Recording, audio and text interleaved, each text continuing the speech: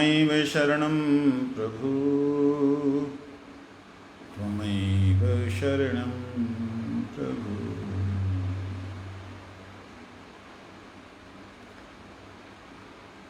नमोऽयं विष्णुपादाय गुरुप्रेष्ठाय भूतले श्रीमते भक्तिवल्लभ तीर्थगोस्वामिनामिने गुरुभिमानशून्याय गुरुवाणी प्रचारिणे सुशान्ताय सुप्रसन्नाय गुरुदेवाय ते नमः। जीवेषु कोटिमातृवत् सुस्निग्धहृदयाय च सतीर्थसख्यछत्राय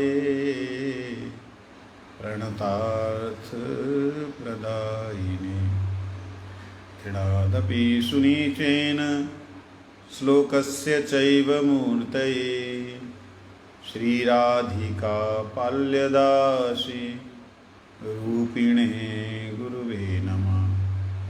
पापोऽहं दीनहीनं च त्वं विना नागतिर्मम अहेतुकीं कृपां कृत्वा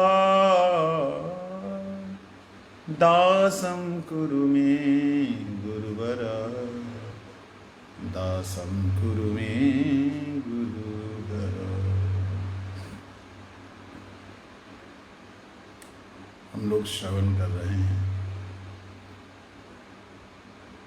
गुरु महाराज जी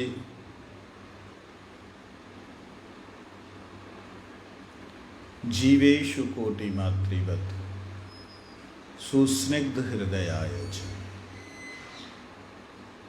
जिनका हृदय अत्यंत कोमल और अत्यंत भावयुक्त है, जीवों के प्रति जिनका स्नेह करोड़ों माताओं के स्नेह से भी ज़्यादा है। हम जब ये बोलते हैं ना तो ऐसे लगता है अतिशयोक्ति अलंकार है। अतिशयोक्ति अलंकार किसे कहते हैं? जो वस्तु है नहीं उस वस्तु को ज़्यादा बोल के बताना, उसको अलंकार कहते हैं। कोई बात को समझाने के लिए उसकी अतिशय उसके बारे में बोलना। जैसे नाम में अर्थवाद लोग करते हैं ना, एक नाम करने से जीव इतना पाप नहीं कर सकता जितना पाप वो हरि नाम हर लेता है। तो बोलने वाला सामने से बोलता है फालतू की बात है, हमारा तो कोई पाप नहीं हरण किया तो दुख कैसे जाता है। तो ये नाम में जिस प्रकार से कई लोग बोलते हैं कि अतिशयोक्ति अलंकार से नाम को विभूषित किया गया है, कई लोग बोलते हैं, लेकिन है ऐसा नहीं, प्रैक्टिकली ऐसा नहीं। क्योंकि ये देखा गया अजामिल ने कितने भयंकर पाप किए थे, तुरंत उसी क्षण उद्धार हो गया उसका। तो सारे पाप उसके संचित प्रारब्ध क्रियमान जितने थे सारे खत्म कर दिए।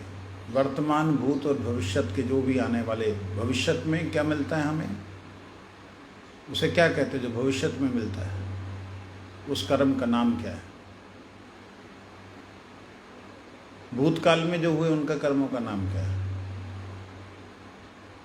भूतकाल में जो है उन्हें कहते हैं संचित कर्म, वर्तमान में जो हो रहे उन्हें कहते हैं क्रियमान कर्म, और भविष्यत में जो होते उन्हें कहते हैं प्रारब्ध कर्म। ठीक है, इन सभी कर्मों से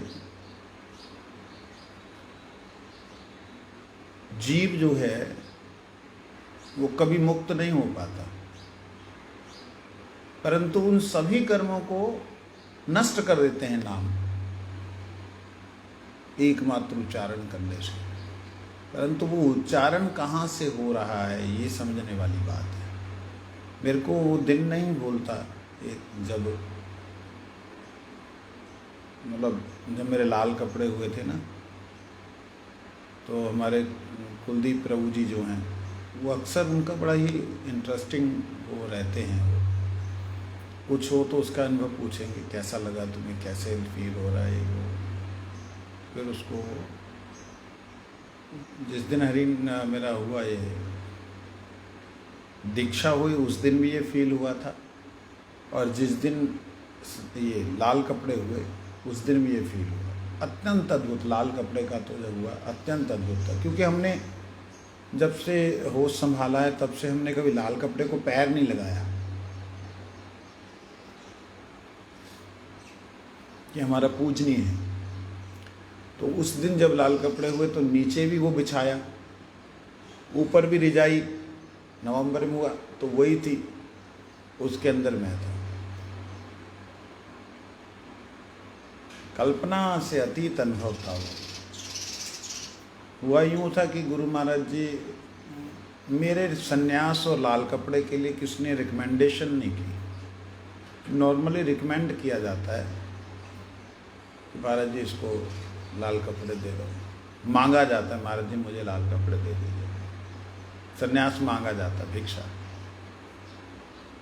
लेकिन गुरु जी मेरे लिए रिकमेंडेशन नहीं की, उल्टा गुरु जी ने, राजपुरा की बात है, तो वहाँ कुछ ना शॉल्स दी थी, तो मेरे पास में एक शॉल आई, तो मैंने कहा मेरे पास तो है, मैं क्या करूँगा। मैंने गुरु जी को बोला महाराज जी आप ले लीजिए। वाइट शॉल थी, अच्छी शॉल थी।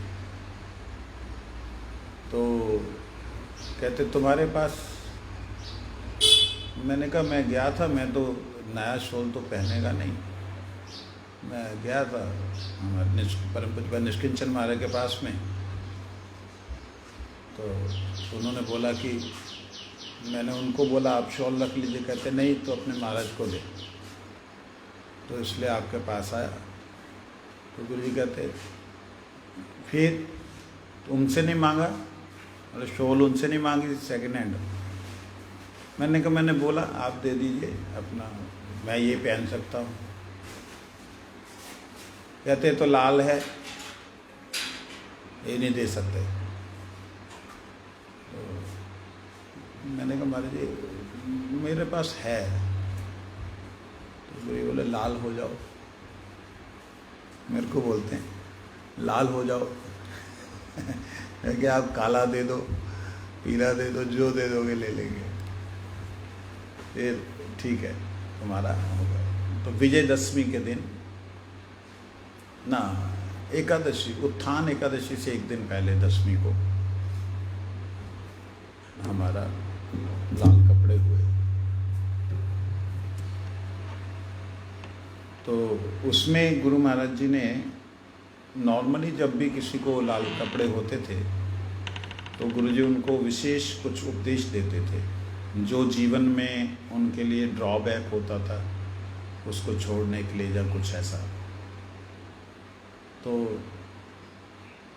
मैंने निवेदन किया महाराज जी मेरा हो रहा है तो सुखदेव का भी हो जाए।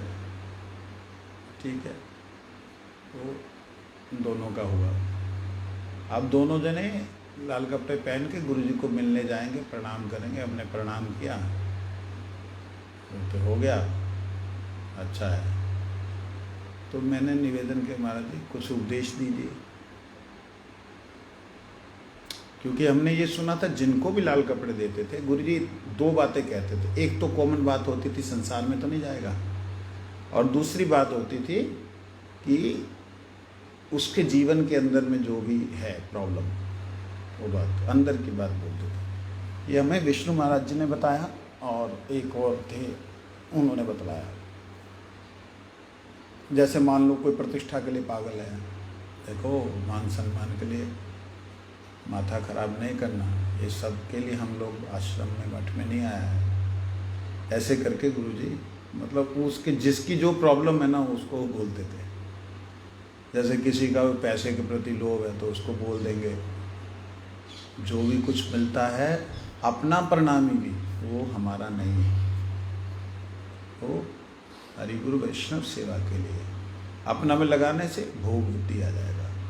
ऐसे करके गुरुजी मतलब लाल कपड़े के बाद बोलते थे। मेरा थोड़ा सा अद्भुत हुआ।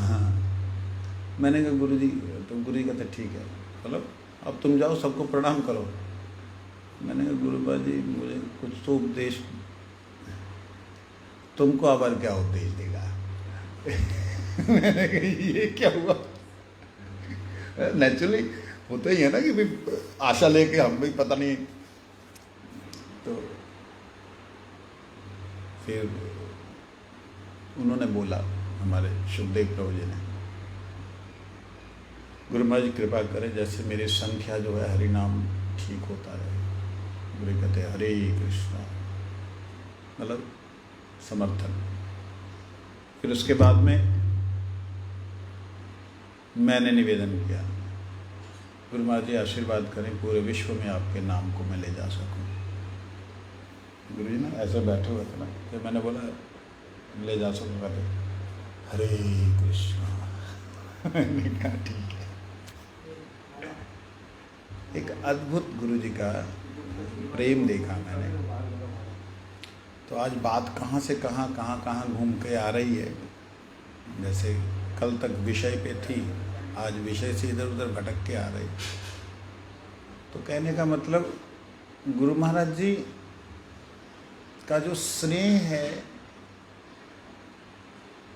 वो कोई अतिशय अलंकार द्वारा सुशोभित नहीं किया गया कि कोटि मातृवत सुस्निग्ध, ये अतिशय उक्ति अलंकार नहीं है। बात समझ पा रहे हैं। वास्तविकता में करोड़ों माताएं एक साथ में एक ही समय पे कभी भी अपने अपने बच्चों को एक ही जैसा रस नहीं दे सकती। दे सकती हैं? क्या था, क्या चल रहा था? अच्छा, वो कैपेसिटर फूट गया। हाँ, स्विच ऑफ कर दो।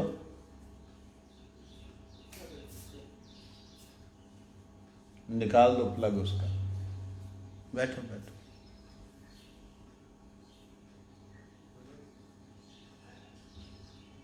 तो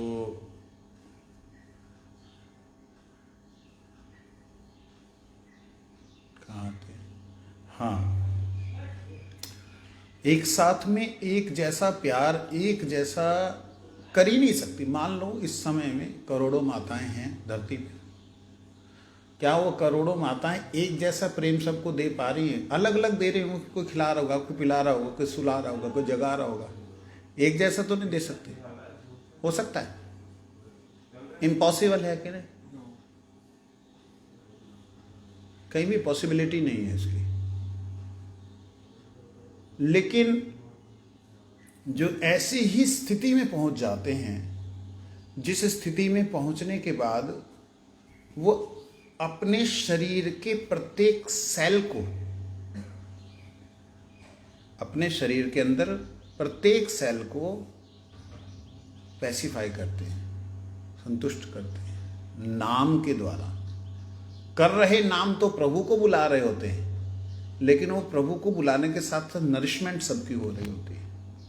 कितनों की? खरबों की, करोड़ों की नहीं। बात समझ पा रहे हैं? नहीं समझ पा रहे? कुछ समझ पा रहे हैं? ये जैसे अभी बोला, तो वो हरिनाम जब गुरुदेव करते थे, कहाँ नित्यानंद, आंखें गुरु जी की उल्टी हो जाती थी। कहाँ गौरा हरि, कहाँ नित्यानंद, आंखें पूरी तरह उल्टी। मैं तो खोल करके देख रहा हूँ कि अभिनय नहीं कर पाता मैं। तो वो जब वो बोल रहे होते थे, उनके अंदर के जीव इतने उल्लासित, इतने आनंदित होते थे सेल बॉडी के, कि हमें भी वो वाइब्रेशन मिलती थी। वाइब्रेशंस हमारे तक आती थी। तो गुरुजी करोड़ों माताओं के स्नेह को एक साथ भी उन्होंने प्रकाशित किया। मैंने आपको सुनाया था वो जगन्नाथपुरी की घटना, भिक्षु महाराज ने जो सुनाई थी।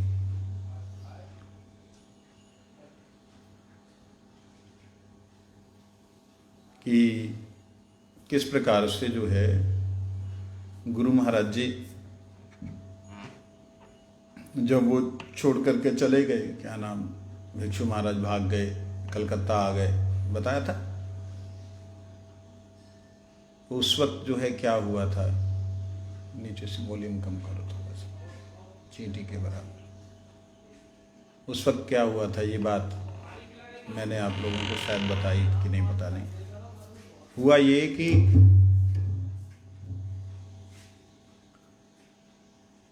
हमारे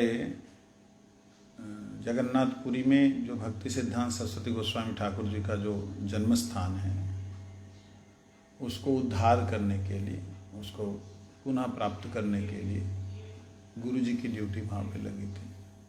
और साथ में उनके हेल्पिंग के लिए, हेल्प के लिए परम पूज्यपाद भक्ति प्रसाद पुरी महाराज जी, परम पूज्यपाद श्री भिक्षु महाराज जी, भिक्षु महाराज तब ब्रह्मचारी थे, उनकी ड्यूटी थी। तो उनको थोड़ा तकलीफ हुई जब उनके ऊपर अटैक हुए, मार पिटाई की, घुसा घासी हुए। तो अद्भुत है। तो वो भाग गए। अब गुरुजी अकेले भाग के, मतलब रात को बैठे ट्रेन में, अगले दिन 12 घंटे के बाद में कलकत्ता पहुंचे। कलकत्ता जैसे ही पहुंचे, मठ में कृष्ण केशव प्रभु खड़े थे वहाँ पे। कृष्ण केशव भक्ति सिद्धांत सरस्वती गोस्वामी ठाकुर जी के शिष्य, वो सामने खड़े थे। कृष्णदास बाबा जी महाराज नहीं, कृष्ण केशव दास ब्रह्मचारी अलग थे। तो सामने खड़े थे। अरे तू यहाँ कैसे आ गया? तेरे को तो वहाँ पे रखा है सेवा के लिए, कैसे आए तुम? कहते वहाँ मरने के लिए आए हम, क्या मठ में भजन करने के लिए आए? मरने के लिए आए? कहते और क्या करने आया? मतलब भजन यहाँ करेगा, मरेगा कहीं और? भजन क्या है? भजन का मतलब क्या है? भगवान की, भक्त की, हरिगुरु वैष्णव की सेवा। तो तुम्हें वहां धाम मिला, और ये कली का स्थान, कलिकता, वहां धाम मिला। धाम में गुरुदेव की सेवा, मतलब प्रभुपाद की सेवा, गुरुदेव की सेवा मिली, गुरुदेव की आज्ञा तुमको मिली, और वैष्णव का संग मिला। उसको छोड़ करके यहां क्या करने आया है? तुम्हारा मंगल नहीं तुमने करना क्या? ऐसा करके जो भी डांट लगाई। तो कहते मैं वैसे ही उल्टे पैर वापस आया, और वापस आया तो क्या देखता हूँ कि मतलब गुरु महाराज जी के ऊपर भी अटैक हुआ था, 2-3 बार हुआ। घुसा घासी तो हुई, हाथ मुंह पे मारे, मुक्के टाचे फूल फाल गया, बहुत कुछ हुआ। लेकिन गुरु जी ने कभी उसका रिएक्शन नहीं दिया। तो एक बार तो गुरु जी के पैर पे शायद कुल्हाड़ी ना, जो वो होता ना कटारी, वो लग गया था। तो गुरु जी के चरणों में निशान था उसका। जब मार रहे थे उस वक्त, जब पैर में खून हो गया ना, तब की बात, तब वो वहाँ पे थे भिक्षु महाराज। कहते जब वो देखा तब मैं भागा। मैंने कहा ये तो मार डालेंगे। और मैंने महाराज से बोला कि चलो चलो। और कहते देखो हमको तो गुरु जी बोला, तो हम तो मरने के लिए आया है। मैं भागा था। और क्या हुआ था, जब खून हो गया ना, तो गुरुजी सिर्फ ये हरे कृष्ण हरि बोल, गुरुदेव प्रभुपाद दया करो प्रभुपाद, बस यही था उनका हथियार। तो वो इतने ज़्यादा उनकी उस कोमलता को, सरलता को देखा कि उन लोगों के अंदर जो मारने वाले थे ना, उनके भी दया, अरे छोड़ यार इसको, क्या मारना है कुछ, अरे चल भाग जा यहाँ से। कहते मैं जाऊँगा नहीं, आप जो भी करना कर लो। कहते अपने कमरे से बाहर मत निकलना, आप तो कमरे में रह। तो इस प्रकार से सहन करते हुए उनके मंगल की आकांक्षा करना कौन कर सकता है? सगी माँ भी नहीं करेगी। और फिर वही लोग जब बाद में जब उन लोगों ने जगह छोड़ी, छोड़ते उन्होंने बोला इसको तो हम मारने वाले थे, ये तो मर जाता तुम्हारा अभी जो गुरु जी है। वही लोग मतलब बता रहे हैं, लेकिन आया है कैसा इनका चेहरा है, देख करके हम तो अब सब छोड़ के जा रहे हैं। मतलब कुछ तो कॉम्पिटिशन्स क्या बोलते हैं उसको लेके गए वो। लेकिन फिर भी एक बात कहने की, गुरुजी का ऐसा ही स्वभाव प्रेम। अब गुरुजी उसके बाद में गुरुजी को जो मिलते तो ऐसा नहीं कि गुरुजी नाक मुंह टेढ़ा करके चल रहे हैं ना, ए पंडित, ए ठाकुर, ए वैसे करके चिढ़ाते थे। हरे कृष्ण बोल के आ जाते थे। हरे कृष्ण तो तब बोलते नहीं, राधे श्याम बोलते थे। हरे कृष्ण तो अभी से शुरू हुआ 30-40 साल पहले। राधे श्याम, जय राधे श्याम, जय राधे श्याम, राधे राधे, राधे राधे श्याम, यही होता था। जय श्री कृष्ण राधे श्याम ऐसे बोल के अंदर आ जाते थे। ये तो हम लोगों ने शुरू किया, इस्कॉन वालों ने शुरू किया था। हरे कृष्णा हरि बोल, पहले हरि बोल चलता था, फिर हरे कृष्ण चालू हुआ, फिर हम लोगों ने हरे कृष्ण कहिए सदा प्रसन्न रहिए, chant Hare Krishna and be happy, तो वो चालू किया। लेकिन जो हो, तो गुरु जी का ये कोटि मातृवत जो स्नेह है ना, इसको कई बार अनुभव किया है। मतलब किस तरीके से मेरे बच्चे का अमंगल ना हो। हालांकि भले ही वो हमें अपना बच्चा ना समझते हो, ये हम बोल रहे हैं अपनी तरफ से, भले ही उनका ऐसा स्नेह ना हो कि मेरे अंदर जो रह रहे मेरा इनकी जिम्मेवारी है, भले ही ये उनके अंदर ना हो, लेकिन जो शॉवर हो रहा है, जो बरसात हो रही है, वो करुणा की हो रही है। तो इसे माँ की करुणा नहीं कहेंगे तो क्या कहेंगे? हमारे पास शब्द ही नहीं ना उस करुणा को एक्सप्लेन करने के लिए कि किस भाव को वो प्रकट कर रहे हैं।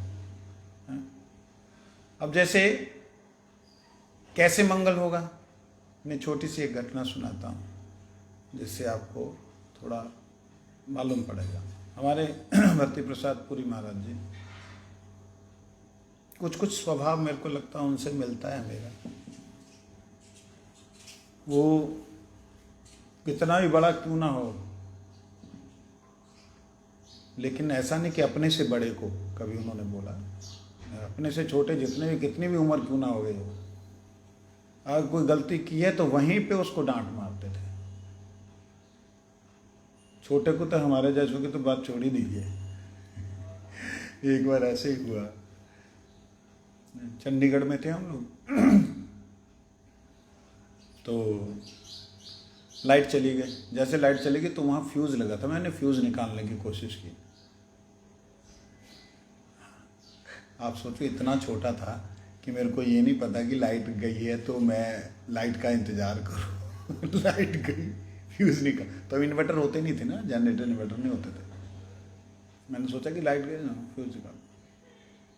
बादशाह कल्पत्रु हो रहा था और उसके बीच में ऐसा हुआ, निकालने लगा, फटास करके एक थप्पड़ मारा।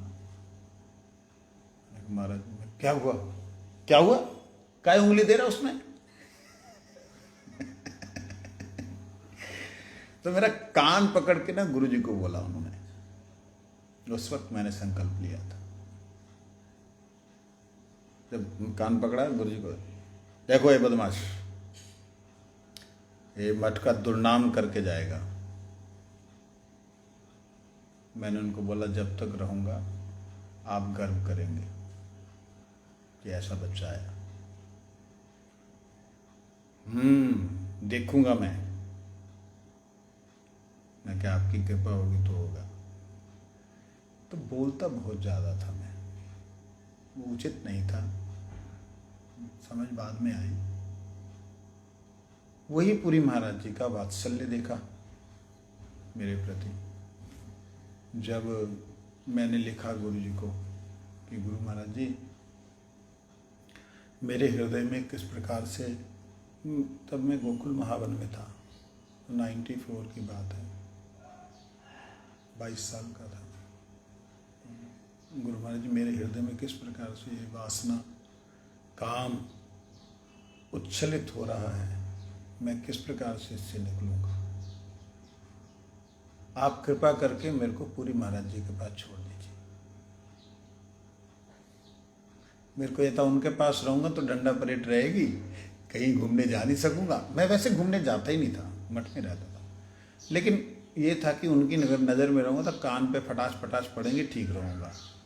मेरे को ये अंदर से था और वो मैंने वहाँ पे लिखा, और मैंने ये भी लिखा कि मेरे में क्या कमी है, मैं किस प्रकार से हूँ, आपके बिना मेरा उद्धार कौन करेगा। गुरुजी ने वो जो भी शब्द थे, पूरी तरह शब्दों का याद नहीं मेरे को। गुरुजी ने उसके बाद ही आना था वृंदावन आए, आकर के उन्होंने और पूरी महाराज जी को दिखलाया, देखो तुम्हारा चेला क्या बदला है।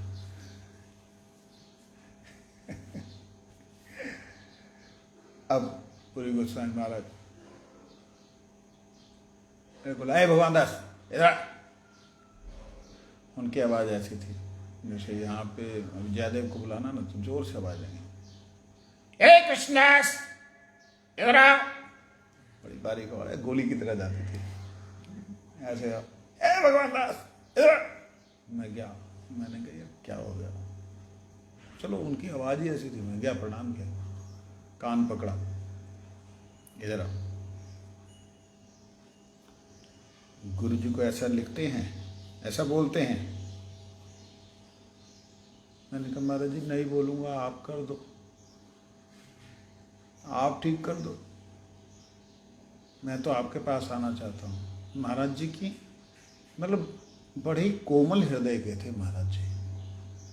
मैं तो नज़दीक से देखा, ज़्यादा नहीं रहा उनके पास, शायद 2-3 दिन का समय मिला, लेकिन बड़ा कोमल हृदय था। पुजारी प्रभु जी को और ज़्यादा जानते हैं उनके बारे में, क्योंकि बहुत साल रहे हैं पुजारी जी उनके पास। तो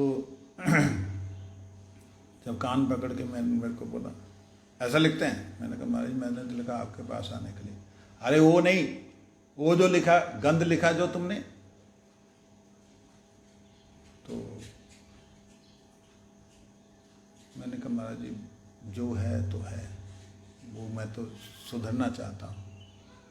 तब ना उनकी आंखें भर गई, आंसू गिरे नहीं, आंखें भर गई, और सिर पे मेरे को ऐसे ऐसे करते, ऐसे ऐसे ऐसे करके, गाल मतलब चिक को ऐसे ऐसे हिलाते, सिर पे ऐसे, हाथ पे, एक हाथ से ऐसे, एक हाथ से ऐसे करके ना, तेरे पे गुरुजी बड़े प्रसन्न हैं, चिंता नहीं करना, तेरा कुछ नहीं होगा। कहते दिल खोल के लिखा तूने, इससे गुरुजी बहुत प्रसन्न हुए।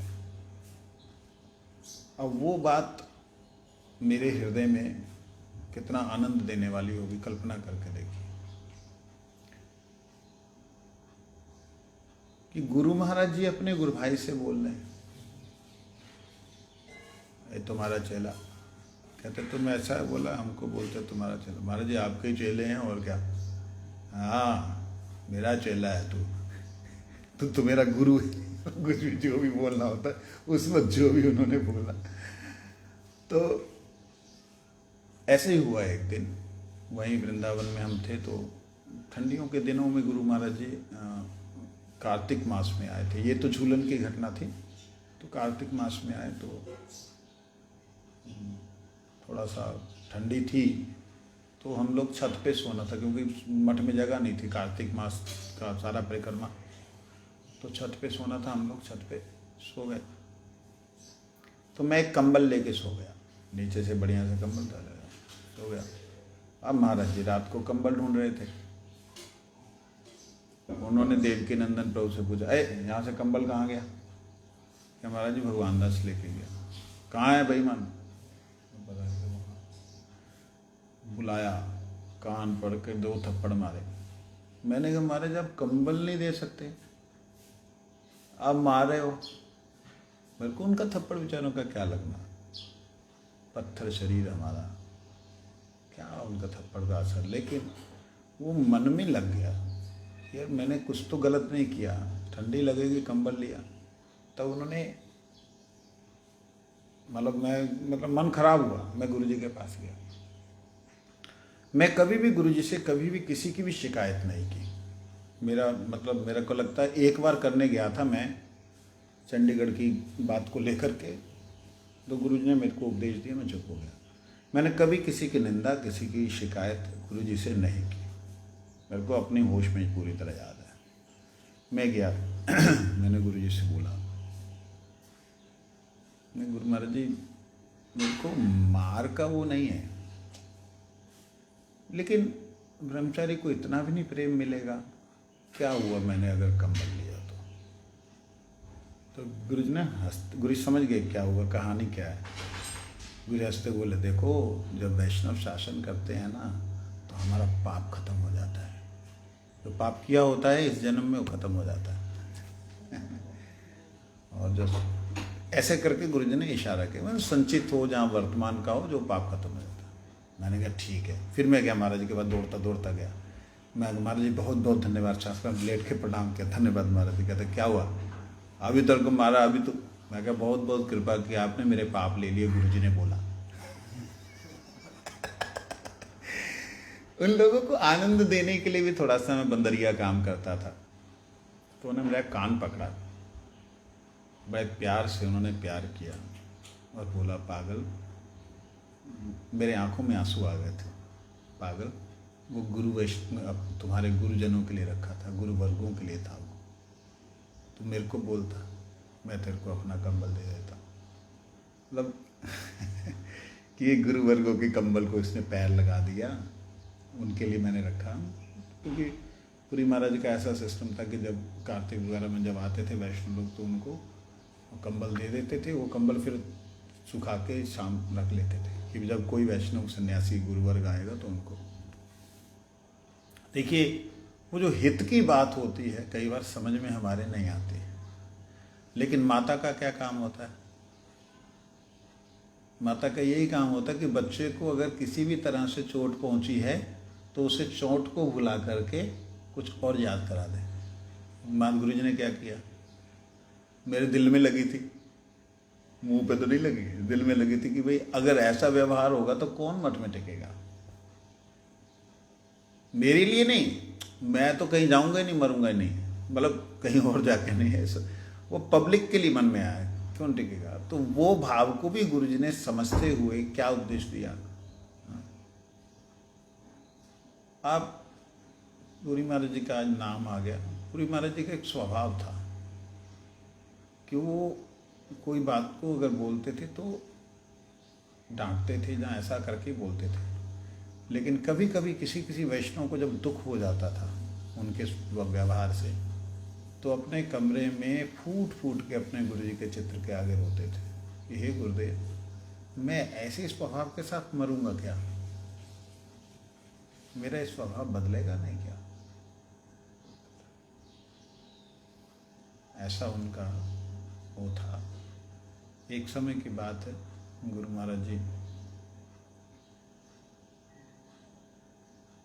ने एक बार उत्साह दिया कि जो हरि नाम में उत्साह कैसे हो, उसके लिए उत्साह दिया। मैंने गुरुजी को लेटर लिखा, गुरुजी मैं यहाँ पे गोकुल महावन में हूँ, यहाँ मतलब कुछ जहाँ तक मुझे याद है लेटर में ये लिखा था, परमाराध्य श्री गुरुदेव आपके श्री चरणों मेरा साष्टांग दंडवत प्रणाम, मैं यहाँ पे अभी पूजा करता हूँ लेकिन आप नहीं आते पूजा में, पूजा में आप नहीं आते, ध्यान करता हूँ आप आते नहीं, आप कृपा करके पूजा ध्यान में आइए, ऐसे करके निवेदन किया। और फलाना ब्रह्मचारी, अमुक ब्रह्मचारी, अमुक ब्रह्मचारी, ये सेवा वो सेवा, मतलब कोई अगर झाड़ू भी लगाया ना किसी ने तो मैं उसका भी नाम लिखा कि वहाँ तक का सबका सेवा का लिखा। गुरुजी इतने प्रसन्न हुए उस लेटर से। लेटर का जवाब जब दिया तो हिंदी में राइटिंग में दिया। मैं हैरान हो गया, गुरुजी हिंदी कहाँ से लिखी। फिर बाद में पता लगा गुरुजी के गुरु भाई जवाहर प्रभु जी हैं जलंधर, तो उनसे गुरुजी ने लिखवाया था। 2 शब्द खुद लिखे थे, 2-3 शब्द खुद लिखे थे, क्या प्रिय प्रीति भाजनेशु भगवान दास, ऐसे करके खुद लिखा था, बाकी उन्होंने लिखा। उसमें 2 लाइनें लिखी थी ऐसी जो कि बड़ी अच्छी लगी। गुरुजी ने लिखा, तुम पूजा करता है सुनकर हमको बहुत सुख हुआ। एक ये, और दूसरा गोलोक धाम का सेवा प्रतियोगिता ही गोलोक धाम का सौंदर्य है। वहाँ पे द्वेष को कोई स्थान नहीं है। द्वेष की जगह सेवा प्रतियोगिता है।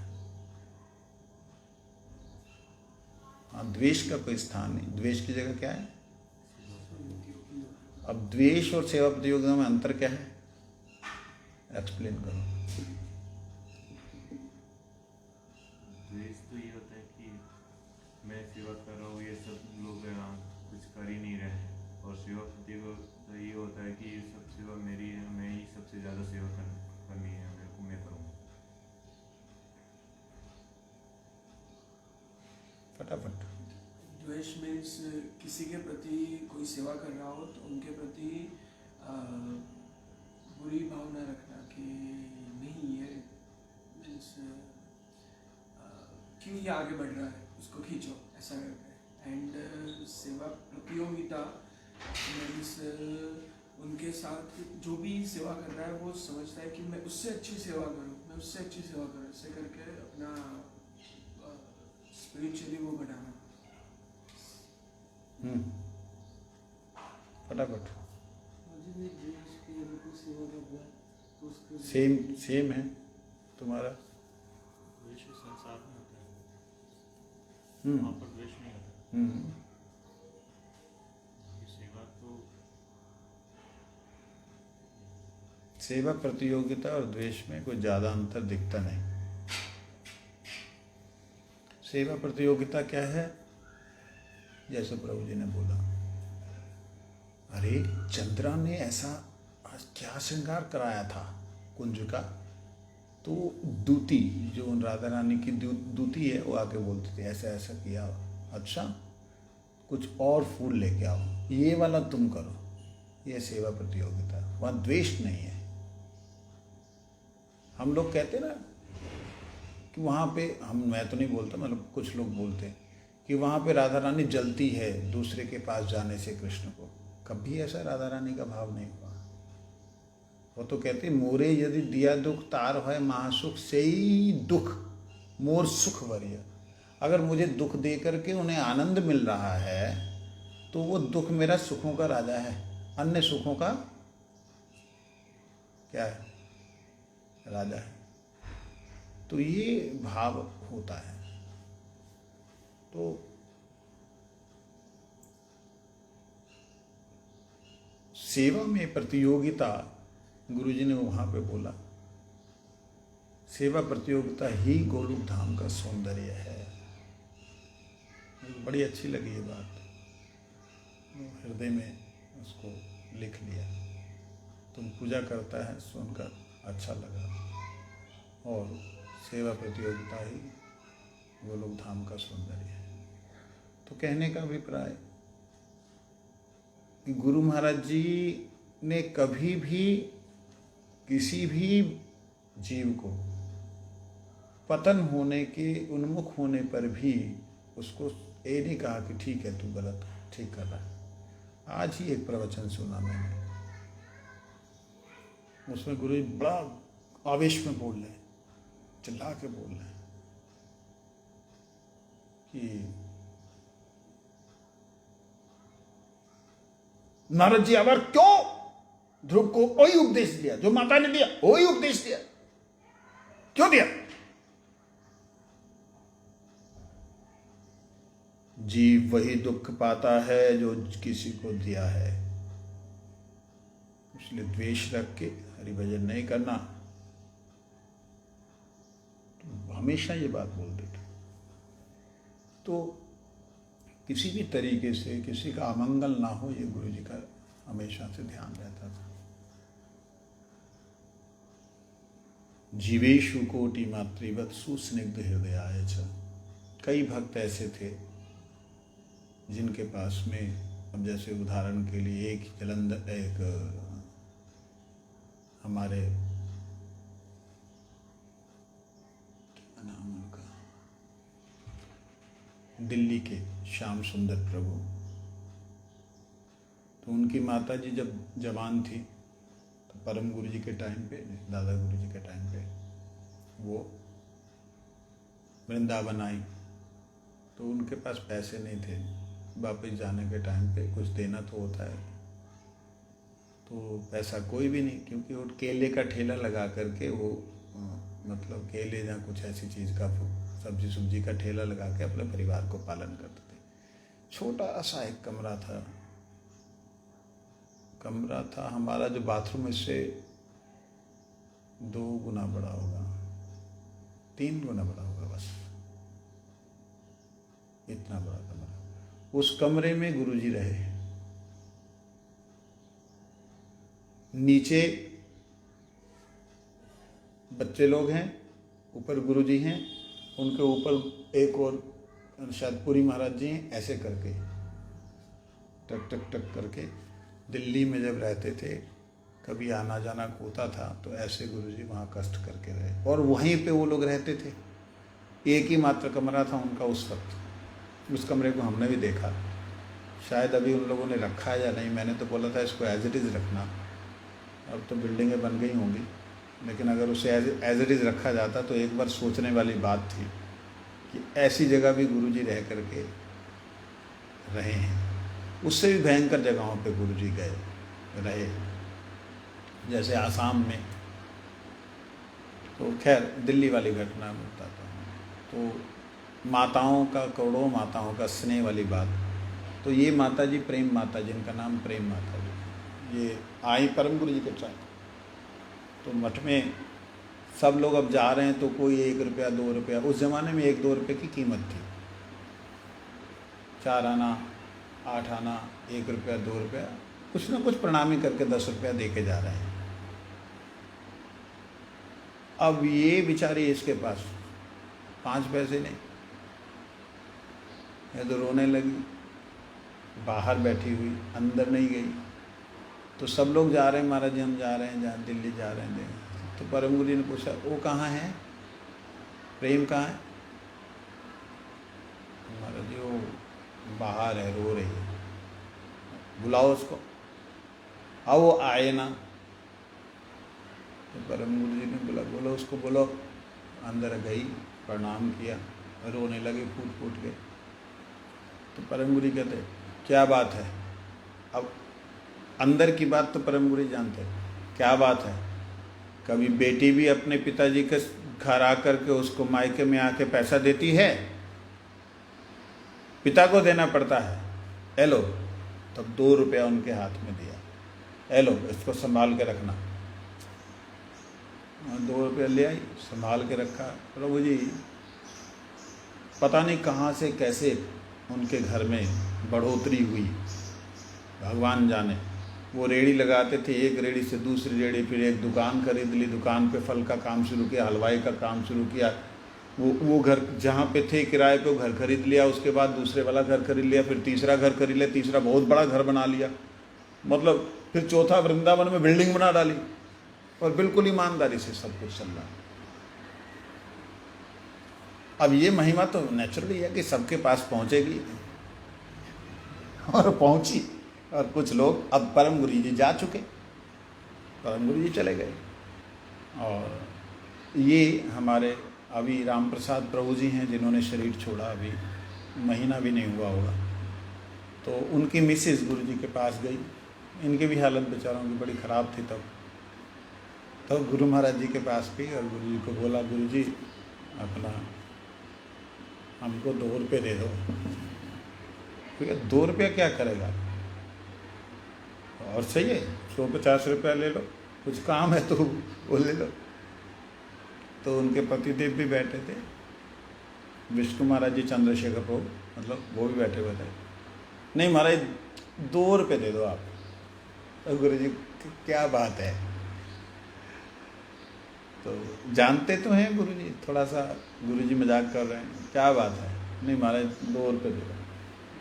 तो गुरु जी ने 5 रुपये उठाए, उठाते हुए बोला, धन चाहिए या कृष्ण चाहिए? बोलो पैसा चाहिए या कृष्ण चाहिए? महाराज जी उन्होंने हाथ आगे हिला दिया, तो पैसा दे दो, कृष्ण को तो ले लेंगे। बोला नहीं वैसे। तो गुरु जी ने देते हुए बोला गंभीर स्वर में, पैसा होगा कृष्ण नहीं होगा। उसके बाद वो पैसा उनके खूब हुआ। अलग जो किराए पे थे, अपना घर, फिर अपने बच्चों का घर, फिर वृंदावन में, मतलब बहुत कुछ भगवत कृपा से हुआ। लेकिन माता जी परेशान हो गई कि हाय हाय मैंने क्या मांग लिया। फिर गुरु जी के पास जाके रोई, मतलब 10-12 साल बाद, 10-12 साल में बहुत कुछ हो गया। गुरु जी के पास जाकर रोई, महाराज जी भक्ति दे दो। अब कहते अभी क्या हुआ अभी क्या हुआ, हमारी भक्ति दे दो, अब कुछ नहीं चाहिए। कहते हाँ अभी समझा, बहुत समय बीत गया, हमने बहुत समय बर्बाद कर दिया, कहने का मतलब। महाराज जी के बाद ठीक है धाम में रहो। उसके बाद वृंदावन आ गए वो लोग, और भक्ति में दोनों जने पूरी तरह ही लग गए। मतलब सोचने वाली बात है कि जब वैष्णव आए हैं और उस मूड में है कि जी मांगो जो मांगना है, लेना ले जाओ, और उस समय व्यक्ति जो है संसार की वस्तु मांगता, फिर पूछ रहे हैं कि गई।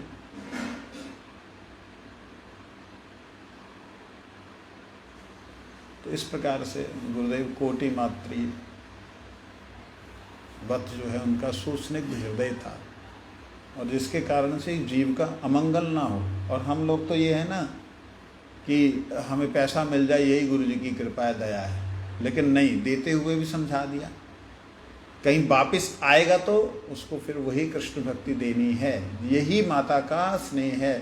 वो स्नेह कैसा स्नेह कि बेटा बोला स्मैक दे दे, मेरे को स्मैक दे दे, माँ स्मैक दे दे, मैं मर जाऊँगा, सिर मार रहा दीवार पे, और माँ जो है रोते रोते उसको स्मैक दे रही है। वो क्या है, वो माँ है,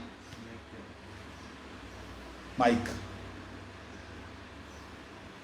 स्मैक, हीरोइन, गांजा, शराब, समझ आ गई। तो इस प्रकार से नहीं थे गुरुजी। गुरुजी हमेशा से गुरुजी का ऐसा स्वभाव रहा कि वो बचपन से ही ऐसे स्वभाव के थे, अद्भुत। तो इसलिए सुस्निग्ध हृदय, दूसरे के दुख को देख करके विगलित हो जाए ऐसा हृदय। गुरुजी ने अपने जीवन में कोई भी वैष्णव की समाधि नहीं देखी। आप इससे पता लग सकता आपको कैसा स्निग्ध हृदय होगा।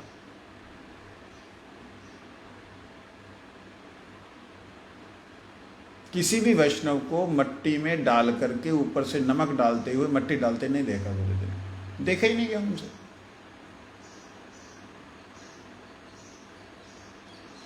नहीं तो नॉर्मली सभी लोग ऐसे समय में तो वहाँ रहते हुए भी, हमारे पुरी महाराज जी शरीर छोड़ा तब गुरुजी वहीं पे थे अपना मायापुर में। आया शरीर, गुरुजी को स्नान वगैरह कराया उनको, तो गुरुजी गए उनके चरणों में अपना मस्तक लगाया। हालांकि छोटे गुरु भाई थे, लेकिन मस्तक लगाने के बाद रोए, खूब रोए, फूट फूट के, आप हमको छोड़ के चला गया, हमको जाना था, हम आपसे, मतलब गुरुजी बड़े हैं उम्र में, हम जाना था, आप छोड़ के चला गया, हमारा अपराध क्षमा करना, ऐसे करके। और पुरी महाराज से इतना स्नेह था गुरुजी का, आप लोग कल्पना भी नहीं कर सकते कि पुरी महाराज जी नए कपड़े पहनते ही नहीं थे। हमेशा जब गुरुजी आएंगे, हाँ दो, गुरुजी से मांगेंगे। उनके पुराने कपड़े गुरुजी के वो दो, गुरुजी भी ऐसे ही थे, मतलब लीलाधारी, वो पहले से ना 2-3 कपड़े अच्छे ढंग से नए कपड़े रख देंगे उनके लिए, तो वो देखेंगे उसको खोल के, ये नया है, ये नहीं चलेगा, पुराना दो, उसको, इसको देख, उतारो इसको तो बड़ा प्रेम, अद्भुत प्रेम था। अगर पुरी महाराज जी गुरुजी के साथ खड़े नहीं होते तो शायद पंजाब में प्रचार नहीं हो पाता। पंजाब में प्रचार के मूल जो स्तंभ हैं, उन स्तंभों में से एक हैं पुरी महाराज जी। हमारे पूरे गोस्वामी महाराज ने। तो कहने का मतलब कि गुरु जी का इतना ही स्नेह बताया नहीं जा सकता, ऐसा सुस्निग्ध हृदय जिसका वर्णन नहीं किया जा सकता। अक्सर क्या होता है कि आप रेल में जा रहे होते हैं, ट्रेन में जा रहे हैं, तो ट्रेन में जाते समय आप जब देखते हैं गंदे से भिखारी, बदबू आ रही है, मक्खियाँ उड़ रही हैं, आपका ध्यान करता है पिचड़, सिंपल यही होता है। उनके प्रति गुरु जी को विशेष देखा, बदबू आ रही है शरीर से, मैं साथ में बैठा था, अरे गुरु जी मेरे को घूर के देखा, क्या है, लो उसको दो, प्रसाद दिया गुरु जी ने, उसको दो, खाने को दो। वो रोने लगा बंदा गुरु देख करके कि भी महात्मा, और गुरु जी का चेहरा मुस्कुराता हुआ, अच्छा ठीक है, हरे कृष्ण, हरि बोल, हरि बोल, जाओ उसका काम हो गया, हरि बोल, हरे कृष्ण। ऐसे ही ट्रेन में कोई भी आ जाता भीख मांगते हुए, चाहे वो लेके नहीं ऐसे ऐसे आते हैं, देवी माँ की बेटे गाते रहते हैं देवी के आगे, हेलो सो गए, देवी की मूर्ति रहती है, चलो बुलावा आया है, माता ने बुलाया, मैं क्या वही उधर ना कर इधर रह। गुरु जी कहते हैं क्या बोलता है, मैं क्या महाराज जी देवी ने बुलाया है, चलो बुलावा आया, अच्छा। तो अपना गुरु जी का ऐसा बैग होता था हाथ वाला काला, तो देखा है नहीं तूने, काय को बकता है बीच में भाई, ऐसे स्केयर बैग होता था, इतना ही बैग, इतनी हाइट होती थी उसके ऐसे 2 हैंडल लगे रहते थे, बस यही था उसके अंदर हाथ घुसा के ऐसे, इतना सा वो खुद बनाया हुआ होता था। तो उसमें से निकाला गुरु जी ने, 1 रुपया उसको दे दो, मैं देता हूँ, ले आराम से दो, प्रेम से दो। तो जो भी आना गुरु जी ने चिल्लर रखनी, उन सबको देते रहना चाहिए। तब 1 रुपये की भी कीमत होती थी, अब तो 1 रुपये में कुछ मिलता ही नहीं है। तो जो भी हो, तो मतलब ऐसा नहीं है कि भाई सेठ आ गया तो उसको स्पेशल कुछ, हाँ जिसको चीफ गेस्ट बुलाया है, मठ में स्पेशली बुलाया गया, उनके लिए जो मठ के ऑर्गेनाइजर्स होते थे वो लोग एक अलग से प्रसाद का डिब्बा देते जरूर थे।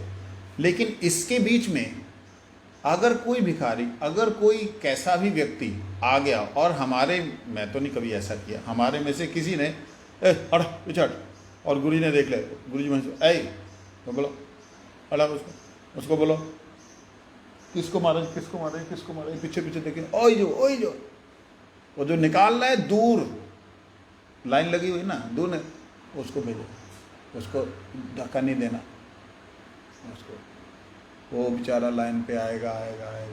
सारी लाइन तोड़वा करके गुरु जी कई बार सीधा बुलवा लेते थे, जिसको बजो उसको देते थे, हरे कृष्णा बोलो, हरे कृष्णा हरे, ठीक है, और लेगा, बाकियों को 1 उसको 2 और लेगा। अब आप देख के हैरान रह जाएंगे, मतलब कई बार हुआ है ये तो घटनाएं ऐसी हैं कि जितना बोलें उतना ही कम है। मैं पहले बोल दिया, गुरु जी की लीला के साथ में अतिशय उक्ति अलंकार लगाया ही नहीं जा सकता, प्रैक्टिकली नहीं लगाया जा सकता। एक बार गुरु महाराज जी के पास में शायद पंजाब हरियाणा के फाइनेंस मिनिस्टर लाल सिंह, उन्होंने गुरु जी से हरिनाम दीक्षा ली थी, वो आए, तो अब उनके साथ बॉडीगार्ड भी हैं। तो वहाँ पर जहाँ तक कोई मिनिस्टर था, मेरे को लाल सिंह जी थे या कोई था जो भी, तो उनके अब बॉडीगार्ड्स होते हैं तो वो तो इनको नज़दीक लगने नहीं देंगे ना, इन लोगों को, किसी को, गरीब को, भिखारी को।